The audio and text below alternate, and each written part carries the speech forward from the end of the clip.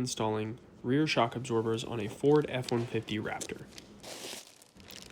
In the box, you will find the shock absorbers, the brochure, our sticker, and a warning. The tools for disassembly and reassembly are as follows: a 15mm short socket, a 21mm deep socket, a short extension bar, an 18mm open-ended wrench, a large torque wrench, and while not necessary, it would be good to have an impact.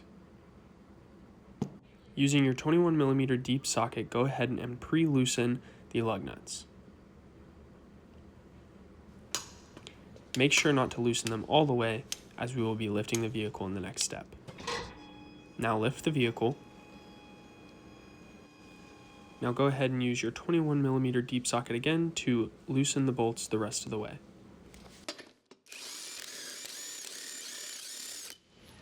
You can now remove the wheel.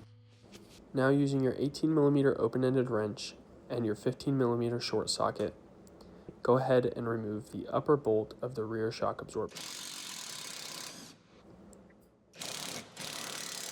Make sure to remove the bolt all the way, and then go ahead and use your 18mm open-ended wrench and your 15mm short socket to do the same thing on the bottom bolt of the rear shock absorber.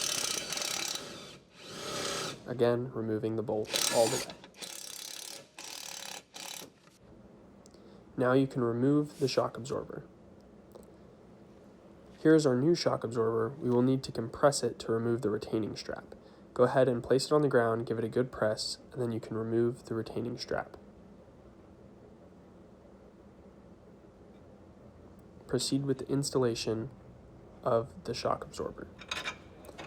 Place the top bolt through and put the nut on the back, and go ahead and do the same on the bottom. Now grab your 18mm open-ended wrench and your 15mm socket and tighten down the top bolt.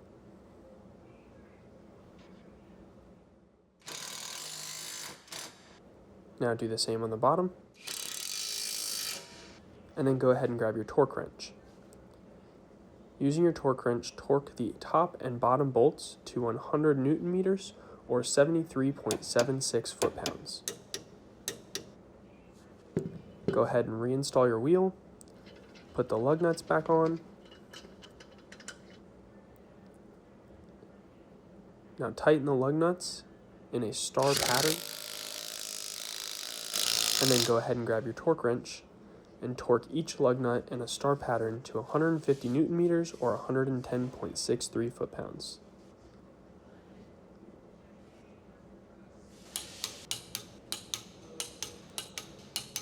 Then lower the vehicle and you're done.